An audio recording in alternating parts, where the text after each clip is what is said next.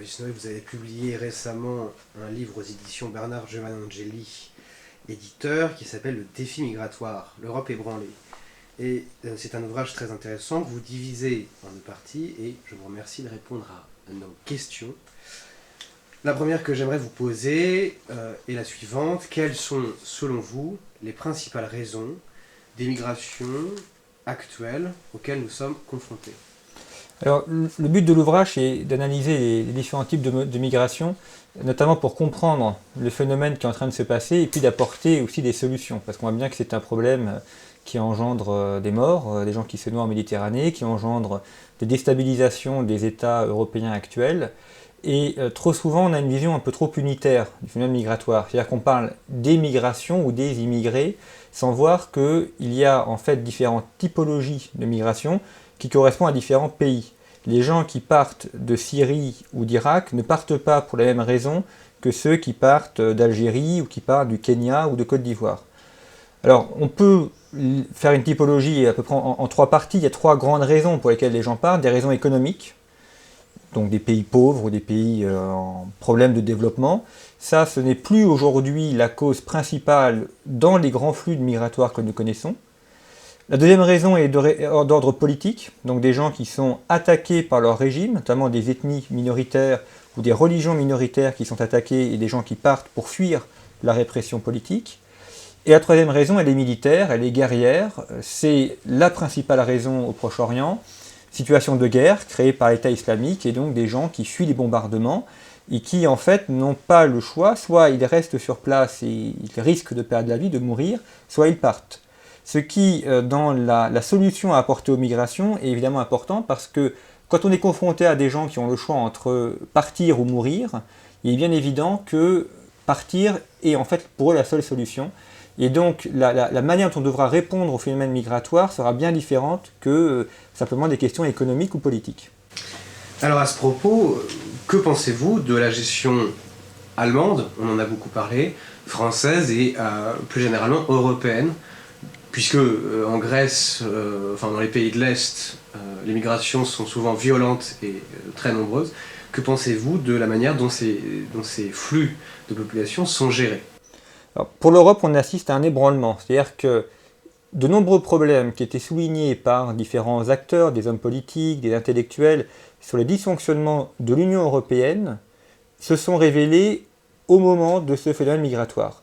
C'est-à-dire que l'on voit des pays qui sont incapables de s'entendre, il n'y a aucune politique commune, alors certains s'en réjouissent, d'autres trouvent ça malheureux, mais en tout cas on constate les pays sont dans l'incapacité d'apporter une réponse commune aux problèmes migratoires, que les pays essayent de répondre un peu comme ils peuvent. Alors la Hongrie ferme ses frontières, la Croatie ferme ses frontières aussi, les Grecs se retrouvent sans capacité d'expulser leurs migrants qui... Normalement la Grèce est une zone de transit et puis les migrants sont bloqués, donc on a un pays qui est dans un chaos important, et on voit que chaque pays essaye de répondre à un phénomène qui est un phénomène global et qui porte sur plusieurs continents, parce qu'il y a quand même 3 continents qui sont en jeu, le continent africain, le continent asiatique, mais pour sa partie proche-orientale, et le continent européen. Et très souvent, les gens apportent uniquement une question nationale, en disant soit on ferme nos frontières pour protéger notre pays, soit, position de l'Allemagne au moins jusqu'en septembre-octobre 2015, on fait appel aux migrants pour résoudre nos problèmes économiques. Mais on voit bien qu'à chaque fois, c'est une réponse nationale qui est apportée à un phénomène qui est, on va dire, méditerranéen, puisque c'est quand même la Méditerranée qui est le carrefour de ce phénomène-là. La Commission européenne est incapable d'apporter une solution, le gouvernement de l'Union européenne non plus. Donc on a en fait une Europe une Europe dans sa construction européenne qui explose. Schengen n'existe plus de fait, dans les faits, alors ça existe encore dans les textes, mais à partir du moment où des États remettent en place des contrôles frontaliers à l'encontre des textes de Schengen, ce phénomène-là n'existe plus. On voit que ça ébranle également la zone euro, parce que ça pénalise fortement les économies, notamment pensons à l'économie de la Grèce. Et puis on voit que les États sont incapables d'apporter une réponse, par exemple aux frontières, avec Frontex, qui était censé normalement résoudre ces problèmes-là en Méditerranée, les pays ne veulent pas s'engager. Et finalement, ce que l'on constate, c'est le retour des nations. Ce sont les nations qui essayent d'apporter une solution sur un phénomène où, pour le coup, il faudrait qu'il y ait une coopération internationale, ou du moins inter-européenne. Donc on a en fait une Europe qui s'est fracassée contre ce phénomène-là. Le problème, c'est qu'on n'en est qu'au début. La Commission européenne le dit elle-même dans plusieurs textes, elle prévoit entre 3 et 4 millions d'arrivées de migrants dans les 3 à 4 prochaines années. Alors à l'échelle du continent, c'est pas non plus énorme, il y a 500 millions d'Européens, 4 millions, 500 millions, c'est un pourcentage assez faible. Sauf qu'on voit bien que dans une Europe qui est déjà confrontée à des problèmes économiques et à des problèmes d'intégration, ces 4 millions-là sont en fait un élément qui font exploser la machine européenne. Donc on a une Union européenne qui risque de se disloquer sur cette question-là, et donc il y a un véritable enjeu de construction européenne. Et à ce propos, on a vu récemment, dans les jours qui ont précédé, que Angela Merkel avait subi un camouflet assez fort aux élections qui l'ont occupée. Peut-être est-ce dû au fait qu'elle a eu une gestion assez chaotique et contradictoire de ces flux migratoires, gestion qui d'ailleurs, troisième partie, était vraiment différente que celle que nous avons envisagée en France. Alors la question allemande est intéressante parce que ça montre d'abord que l'Allemagne est la grande puissance européenne. Enfin, on voit bien que tout est focalisé autour d'Angela Merkel, de ce qu'elle dit, de ce qu'elle fait, et les autres pays ne font que soit admettre, soit refuser, mais tout le monde agit par rapport à l'Allemagne, y compris la France. Ce qui montre quand même que le leadership européen est allemand. Angela Merkel, au mois de juillet 2015, elle était incontournable et personne n'imaginait qu'elle puisse être mise en cause. Après quasiment 10 ans d'exercice du pouvoir, c'est quand même un très beau résultat pour elle. Et on voit qu'à l'automne 2015, les choses ont changé. D'abord, le patronat allemand, notamment les grands patrons allemands, soutenaient l'arrivée de migrants pour des questions économiques, qui d'ailleurs me paraissent un peu fallacieuses. Enfin, on pourra en reparler, mais la question de faire appel à des flux migratoires pour résoudre les problèmes économiques ne tient pas la route sur le plan économique. Mais même ces patrons allemands ont commencé à prendre des distances par rapport à leur position en disant mais ces populations qui viennent ne sont pas formées, donc on ne peut pas les utiliser autant qu'on voudrait dans nos usines ou dans nos entreprises. Ça pose des problèmes d'intégration, ça pose des problèmes de logement, d'école. Donc il y a eu un détachement. Il y a également les Allemands qui, évidemment, n'ont pas forcément très bien réagi à ces arrivées migratoires. Et puis on voit qu'il y a eu un mensonge organisé. On a beaucoup parlé de Cologne et de ces problèmes de viol qu'il y a eu la nuit du 1er janvier. En fait, ça fait au moins un an que la presse parle de problèmes de ce type qui se posent à travers l'Allemagne dans des centres de réception des migrants où il y a des violences interconfessionnelles ou interethniques entre migrants, ou bien des violences faites à l'égard des Allemands.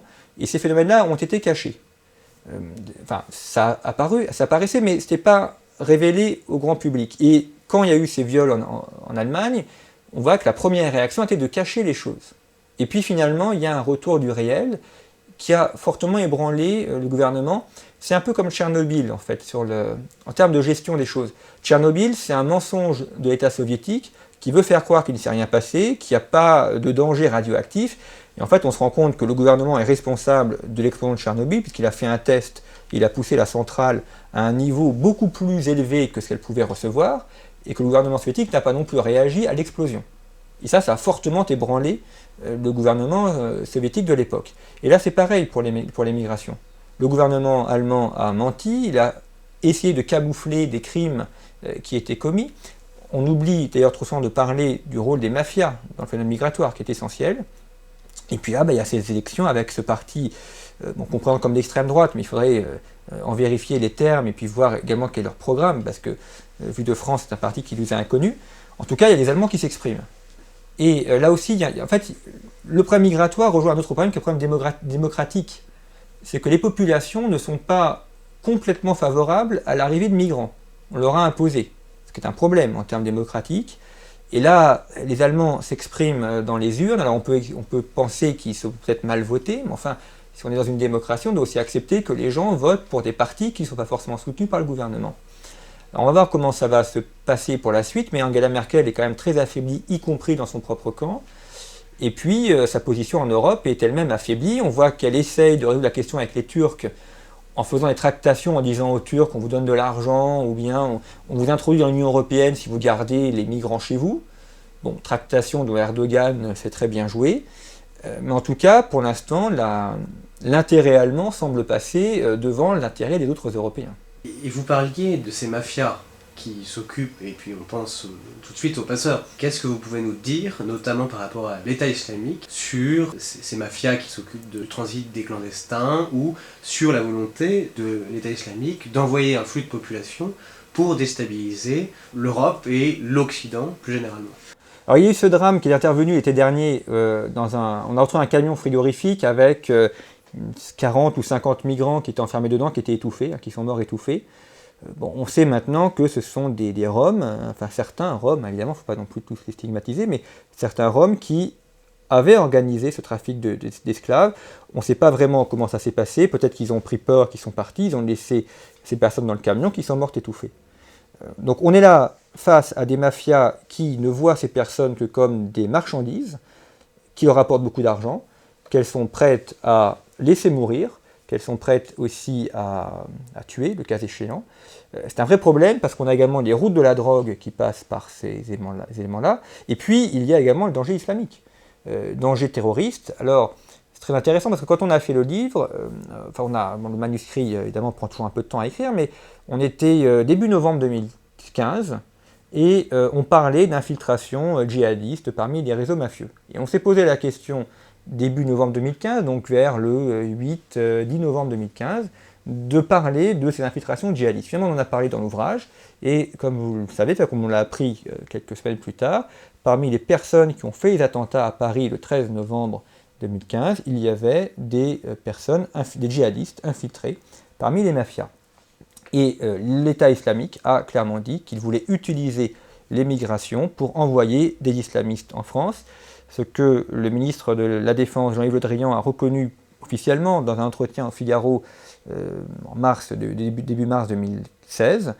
Donc c'est un vrai problème parce qu'on n'est pas capable aujourd'hui de faire la distinction entre un migrant qui fuit la guerre ou qui part pour des questions économiques et un migrant qui est en fait un djihadiste infiltré. On se contente de poser un constat, mais selon vous, quelles sont les solutions qu'il serait possible d'apporter au problème de l'émigration, à la fois géopolitique, politique, humanitaire?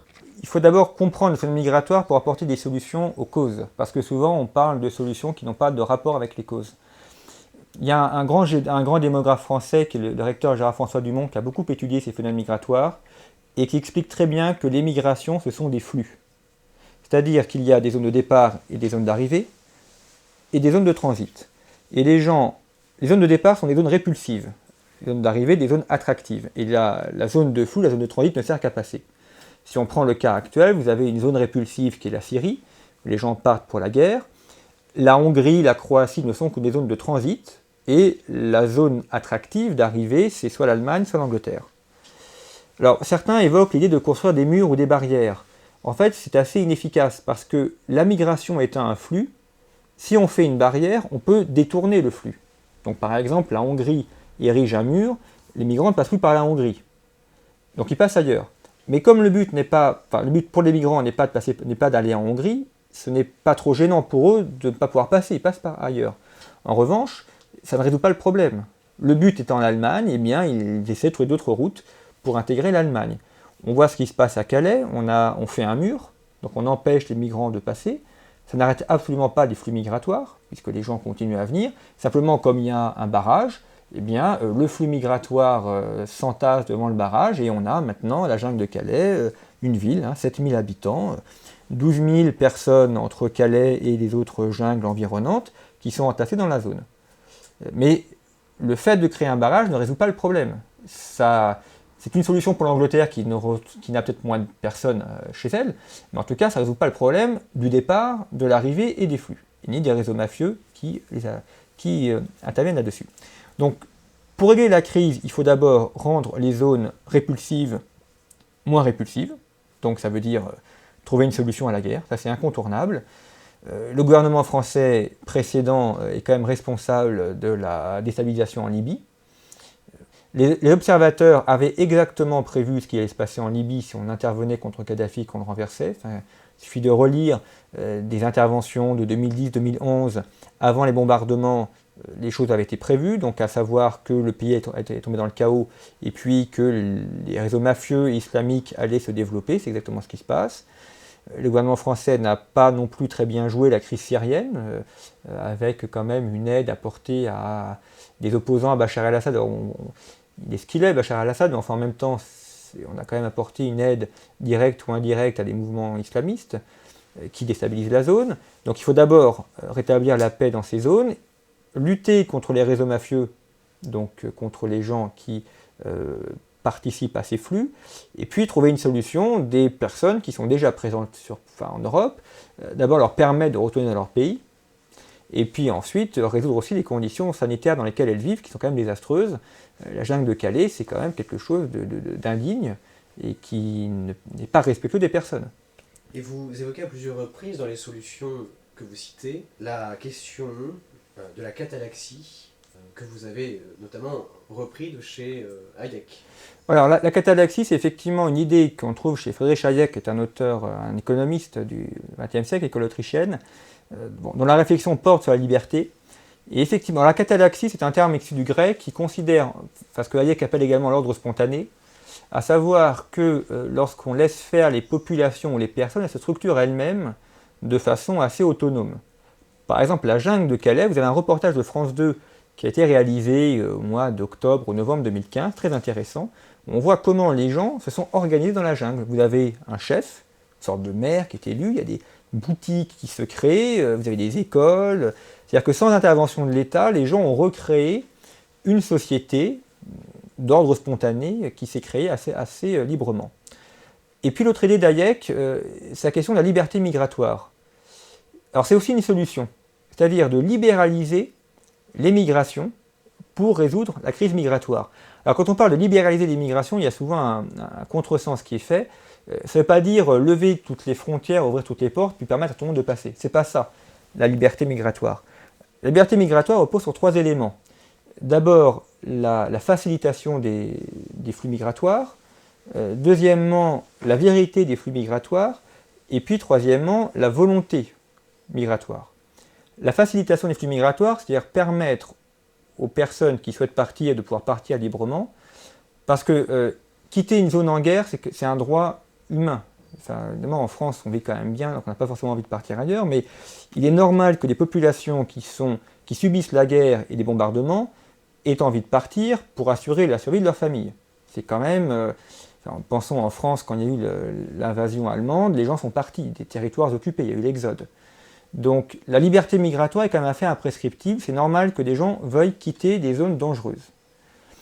Dans la liberté migratoire, il y a quand même le fait que ces personnes doivent pouvoir partir en sécurité, donc le fait de lutter contre les réseaux mafieux. Et il y a également l'idée que les gens doivent pouvoir les recevoir librement. C'est-à-dire qu'il faut aussi se poser aux 2 bouts de la chaîne, liberté pour les gens de quitter leur pays et d'aller dans un autre pays, et puis liberté pour les gens qui sont des personnes accueillantes, d'accueillir ou pas, en fonction de leur possibilité d'accueil. Or, on voit qu'aujourd'hui, l'État impose très souvent les flux migratoires. Par exemple, en France, on impose à certains villages d'accueillir des réfugiés sans se poser la question de savoir s'il y a des logements pour les accueillir, du travail et puis des écoles. Donc, des flux migratoires libéralisés sont des flux où les personnes, les pays accueillants sont libres d'accepter ou de refuser les flux. Deuxième aspect de la libération des flux migratoires, c'est l'aspect volontaire. Donc que les gens puissent partir volontairement. Or aujourd'hui, les gens qui partent contraints et forcés. C'est-à-dire que s'ils pouvaient, ils resteraient dans leur pays. Rares sont les gens qui finalement veulent vraiment partir. Donc d'où l'importance de rétablir la paix pour que les gens puissent rester chez eux. Généralement, les gens préfèrent quand même vivre et mourir dans leur pays plutôt que partir. Et puis l'aspect volontaire, c'est également donc toujours permettre aux pays accueillants d'accueillir réellement ces personnes et de ne pas les contraindre. Ce qui passe par exemple au niveau économique dans la possibilité d'un véritable choix des populations qui entrent. Or souvent l'État intervient pour limiter par exemple les recrutements ou pour favoriser certains types de recrutement. Il faut aussi qu'une entreprise puisse recruter librement les personnes qu'elle souhaite faire venir. Ce qui permet de régler une partie notamment des flux économiques. Et puis, troisième élément du flux migratoire fondé sur la liberté, c'est la vérité des flux migratoires. C'est-à-dire que si on accueille des gens, il faut les accueillir en vérité en leur disant qu'on a réellement les moyens de les accueillir et de les intégrer. Si on accueille des gens où la seule solution qu'on leur propose, c'est du chômage, des réseaux mafieux qui s'occupent d'eux et puis de vivre dans la jungle de Calais, c'est un flux migratoire fondé sur un mensonge. Si on dit aux gens, venez chez nous, on vous accueille, mais vous serez accueillis par des mafieux qui vont vous voler et vous allez vivre dans des conditions désastreuses dans la jungle de Calais, ce n'est pas un flux fondé sur la vérité du flux. Et puis, deuxième aspect, à l'autre bout de la chaîne, les gens qui viennent doivent venir pour mettre en valeur le pays où ils arrivent. Si on a des personnes qui viennent pour déstabiliser le pays, des djihadistes par exemple, en disant bah, on vient travailler chez vous, mais en fait on vient faire des attentats, là on a un flux qui n'est pas fondé sur un aspect de vérité, mais sur un mensonge. Ou alors des personnes qui viennent dans un pays, mais sans volonté de s'intégrer, mais d'imposer leurs codes, leurs lois. Là aussi c'est un flux qui est fondé sur un mensonge. Donc il ne peut y avoir de flux vraiment libre que s'il est fondé sur la vérité des gens qui accueillent et vérité des gens qui viennent. Et on voit que ces trois éléments de liberté, de volonté libre et puis de vérité sont en fait un élément de la théorie des échanges en économie. C'est-à-dire qu'il ne peut y avoir d'échanges économiques que si les deux parties sont égales, que s'il y a une égalité des échanges. S'il y a une inégalité d'échange, dans ces cas-là, les flux, qu'ils soient de personnes ou de biens, sont faussés. Et dans ces cas-là, eh bien, ça fait un flux qui n'est pas enrichissant. Les migrations peuvent être un enrichissement pour les pays que s'ils sont fondés sur la vérité des flux et sur une volonté des personnes de s'intégrer et sur la capacité des pays à vraiment accueillir ces personnes. Vous avez parlé dans vos réponses de l'accueil digne que l'on doit réserver aux migrants, mais comment répondre à l'appel du pape François sur ces questions et surtout, puisque vous venez de publier un livre sur la géopolitique du Vatican aux presses universitaires de France, le Vatican ne pêche-t-il pas par angélisme ? Alors ça c'est une question qui est posée depuis longtemps dans l'Église sur la question migratoire. La difficulté c'est qu'il y a toujours des concepts généraux dans la doctrine sociale de l'Église qu'il faut après appliquer à des cas particuliers. On voit que le pape François en a fait un des moments forts, un des lieux forts de son pontificat, cette question migratoire. Un de ses premiers voyages c'est d'avoir été à Lampedusa. Lui-même d'ailleurs est un émigré, il se présente comme tel puisque sa famille est originaire du Piémont. Elle a quitté le Piémont italien pour aller en Argentine, donc c'est un Italien, fils d'immigrés italiens, né en Argentine et ayant vécu en Argentine. Et les curies romaines ou les penseurs à Rome essayent de réfléchir à ces questions avec l'idée que les flux migratoires doivent être libres. Donc c'est un petit peu ce qu'on évoquait dans la question précédente, mais sans vraiment aller au fond d'une analyse qui est parfois assez complexe. Et on voit qu'il y a parfois des divergences de vues, notamment dans les pays lesquels les migrants sont originaires. Par exemple, plusieurs évêques orientaux ont demandé à leurs ouailles de ne pas partir, en disant qu'il fallait rester sur place, parce que partir, c'était en fait faire le jeu de l'État islamique, qui n'a qu'un seul objectif, c'est qu'il n'y ait plus de chrétiens en Orient, et donc ils les ont enjoints à rester sur place.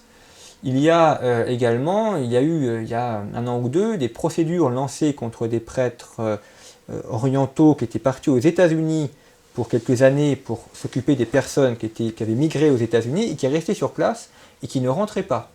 Et le patriarche, Monseigneur Louis-Raphaël Sacco, est parti un petit peu à la chasse à ces prêtres en disant mais maintenant vous devez revenir, votre mission est terminée, vous devez revenir chez vous parce que votre place est auprès de votre peuple qui souffre. Et non pas de rester aux États-Unis en menant une vie plus agréable, il est vrai, mais vous ne jouez pas votre rôle de pasteur. On voit également des évêques africains qui ont appelé, là aussi, la jeunesse à ne pas partir, parce que ceux qui partent en Afrique sont souvent des gens qui ont fait des études, qui sont bien formés. Il y a beaucoup de médecins africains qui partent, et c'est une très grande perte pour ces États. Donc on voit que de nombreux hommes d'Église des pays de départ se sont élevés contre ces migrations en les voyant comme un pillage des ressources de ces pays-là. Et puis pour l'Europe, la question se pose en fait de la nature de certains migrants qui viennent. Le pape François a notamment demandé à ce qu'il y ait une grande solidarité avec les chrétiens d'Orient fuyant leur pays. Il a aussi appelé à ce que les chrétiens puissent les accueillir, que les paroisses puissent recevoir une famille, mais en précisant bien que c'était temporaire. C'est-à-dire que l'objectif, c'est que ces personnes puissent fuir un état de guerre et revenir chez eux une fois que la guerre sera terminée pour reconstruire leur pays. Et puis se pose aussi la question notamment de l'arrivée d'islamistes et puis de la déstabilisation que mènent certains pays. Pensons à la Turquie par exemple, qui a quand même un jeu assez trouble. Erdogan se sert de ces migrations d'un côté pour déstabiliser l'Europe et de l'autre pour se servir de ces migrations comme monnaie d'échange pour monnayer son intégration dans l'Union européenne. C'est aussi une arme de guerre. On voit que Daesh, notamment, a explicitement dit qu'ils étaient prêts à envoyer 500 000 migrants pour déstabiliser l'Europe. Alors, ont-ils 500 000 migrants à leur disposition? Il peut savoir peut-être un peu les chiffres, mais en tout cas, ils sont capables d'envoyer plusieurs dizaines de milliers de migrants dans le but de créer une déstabilisation de l'Europe. Donc on voit que les migrations, enfin ces migrants, ces personnes, deviennent aussi une arme au service d'États ou de groupes terroristes qui veulent déstabiliser l'Europe. Et ça, il n'est pas certain que ni les chefs religieux, ni les chefs politiques n'en aient vraiment pris conscience. Alors que ce sont des choses qui sont publiques et qui ont été dites, notamment dans les réseaux d'information de ces différents organismes. Et puis l'autre question également qui se pose, notamment pour un chrétien, c'est que si on accueille des gens, il faut qu'ils puissent vivre dignement. Or, la question se pose notamment en termes économiques. C'est un argument qu'on a déjà un peu évoqué lors de vos premières questions, mais notamment l'Allemagne a expliqué qu'il fallait faire venir des migrants pour résoudre des problèmes économiques qui se posaient en Allemagne. C'est pas tout à fait juste d'un point de vue économique, parce que en fait, une solution possible par rapport au manque de main-d'œuvre, c'est l'accroissement de la productivité, c'est la mécanisation. Et il n'est pas certain que ces personnes qui viennent puissent réellement trouver du travail. On a un exemple avec la France des années 50-70. On a fait venir beaucoup d'Algériens pour travailler en France dans les usines, notamment les usines automobiles. Et on s'est rendu compte, dans les années 70, que les 2/3 des Algériens qui étaient venus en France pour travailler étaient en réalité au chômage. Parce qu'ils n'avaient pas les qualifications requises pour les travaux qui leur étaient demandés. Et donc on fait venir les populations qui sont après au chômage, donc qui n'arrivent pas à s'intégrer de fait, et ça a engendré après des problèmes des années 80. Et puis on se rend compte aussi que ça a été un facteur, d'un point de vue historique, de la faillite de certaines entreprises, qui en fait, au lieu, notamment des usines, qui au lieu d'accroître leur productivité et leur mécanisation, se sont appuyés sur une main-d'œuvre abondante, peu chère mais mal formée, qui du coup ont perdu des gains de productivité par rapport à d'autres entreprises qui, elles, s'étaient mécanisées, et qui, dans une course à la mondialisation et aux échanges, se sont retrouvées distancées et ont dû fermer. Notamment beaucoup d'entreprises textiles ou sidérurgiques. Donc il n'est absolument pas certain, compte tenu de ces exemples historiques qui datent de 40-50 ans, que l'appel aux flux migratoires pour résoudre les problèmes économiques allemands soit vraiment la solution.